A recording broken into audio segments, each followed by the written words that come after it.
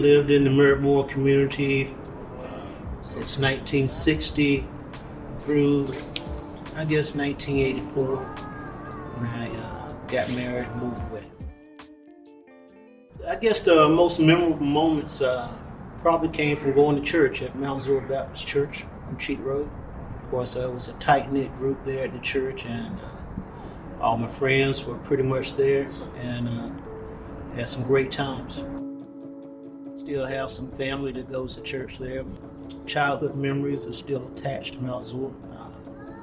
And I guess one area of the church that I guess so many of us had a connection with was the youth choir while we were at the church.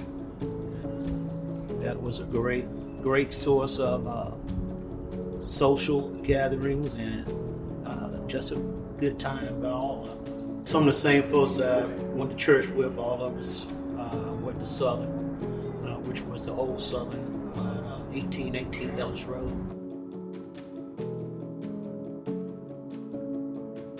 At Southern, played football, wrestled, and I guess did all the regular high school stuff.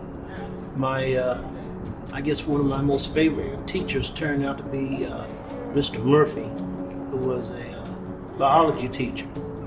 And when I went to college at Southern State, I majored in biology, and a lot of that was from being around Mr. Murphy and I guess a little urging on from him. I think we had a good mix of teachers that that really cared for you and tried to help guide you in the right direction there at school. We had a few. Of course, I had one black football coach who was really instrumental in my football career at Southern, as well as being helpful with advising, just life lessons. Growing up, James Lilly. We had Miss Jackson, who was a teacher who later became an assistant principal. She was real influential, and I think a lot of folks' lives in her guidance. But for the most part, regardless of the race of the teacher, I had great experiences there at Southern. Pretty much all the staff there.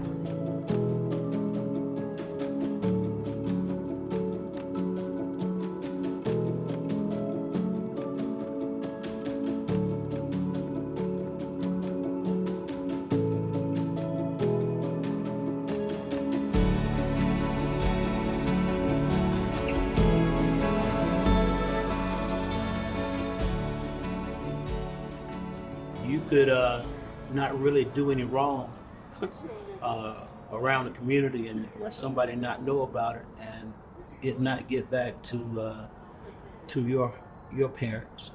So yeah, it was basically a village when it came to raising kids and the families there in the Merrick-Moore community.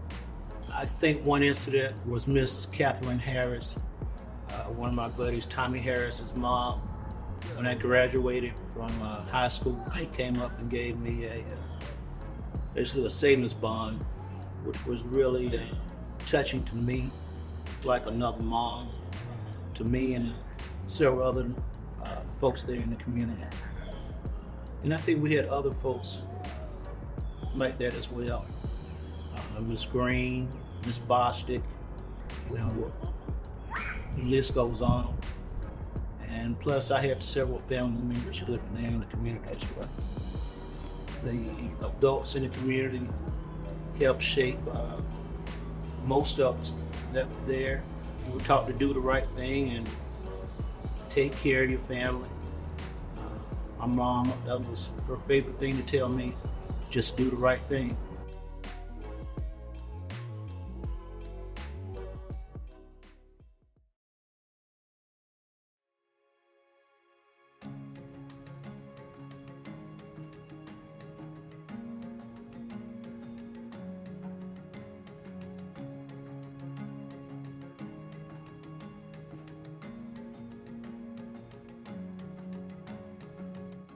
Well, the renovations that I thought were going to be just minor turned out to be fairly extensive, turning out to gutting the house and new floors and additions and everything to make it more suitable for today's times. Turned out to be not as expensive as I thought it was going to be, because I did a lot of the labor and work myself, as well as trying to get him to contribute with a little sweat equity, which was a little hard at times, but we got it done. And just seeing the changes in the community is, I guess, been drastic.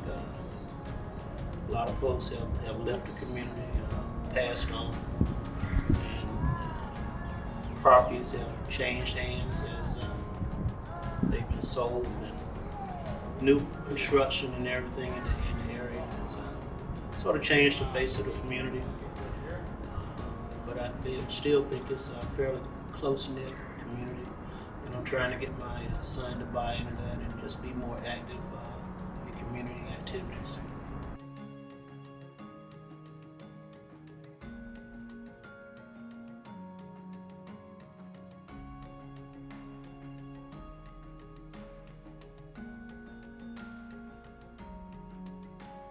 It's a great feeling. It's definitely not something I plan on ever getting rid of, so I plan on keeping it in the family as long as I can. Hopefully being able to pass it down to my daughter.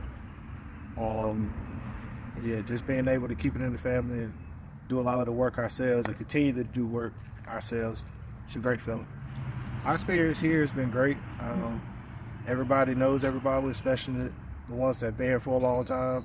A lot of people on this street know me from when I was a little kid playing outside. Well, I feel like that was one of his plans from the start. So I'm just happy I can keep it going for him, and he doesn't have to get rid of it or have to sell it or do anything. So I'm pleased. I'm sure he's happy about it. Yeah, that was a plan for at least one of our kids to sort of take it over or have it. So I'm glad he's the one that decided he wanted to live here. My parents, his grandparents, used to keep him when he was little, so he has a little more connection to this site and his siblings. But I'm sure he has some sort of good memories from being here with them. I just remember me and my brother and sister just coming over here, and every time we came here, it was nothing but laughs and fun. We got in trouble with our grandparents, but we always laughed about it at the end. It was just great memories, and we talk about them all the time to this day. So.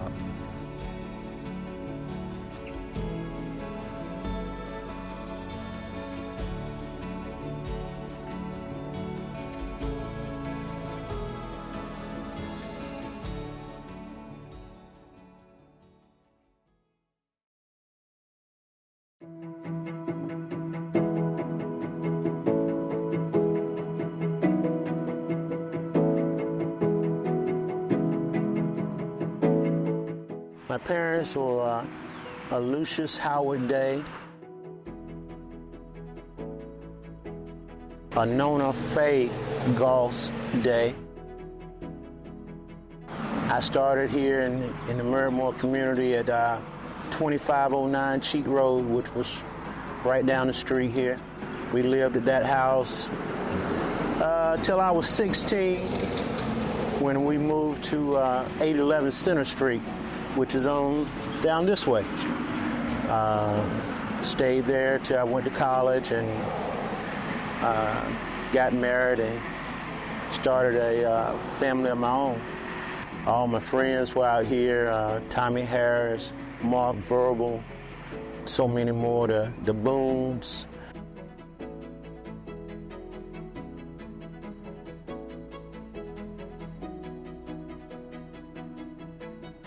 Came over to go to church here at Mount Zor, which was a great time growing up, knowing everybody, and just living here in this community.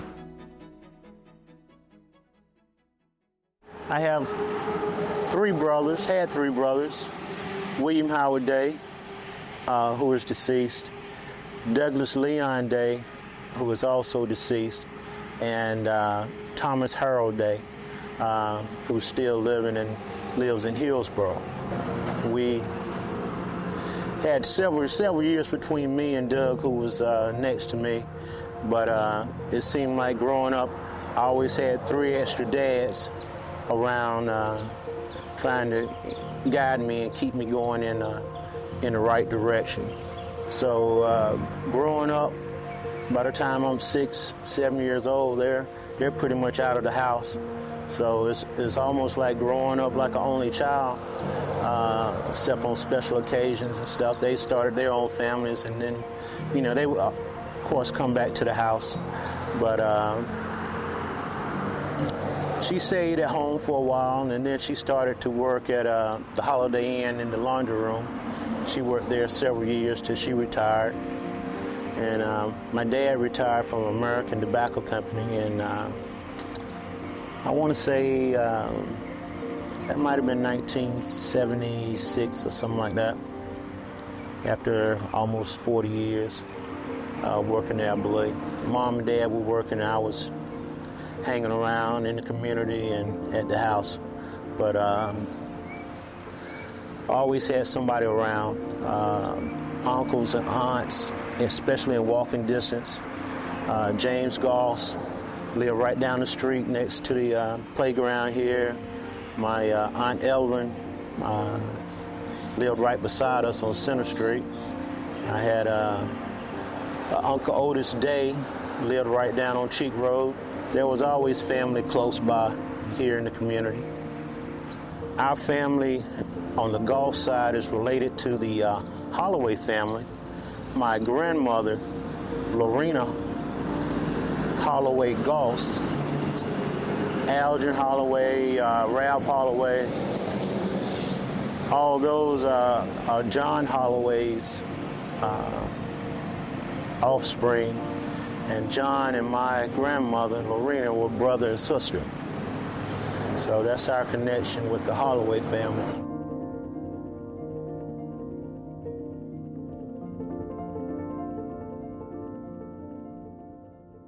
A lot of us grew up having mothers and fathers in the house, and I guess sort of taught me to try to make good choices. The choices you make early in life can sort of come back to not haunt you, but sort of set the tone for the rest of your life in some cases. So I think that was one of the biggest things they impressed upon me is, just make good choices in whatever you do.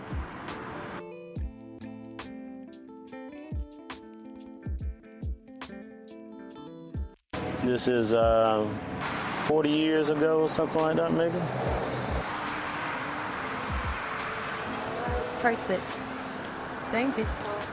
Thank you.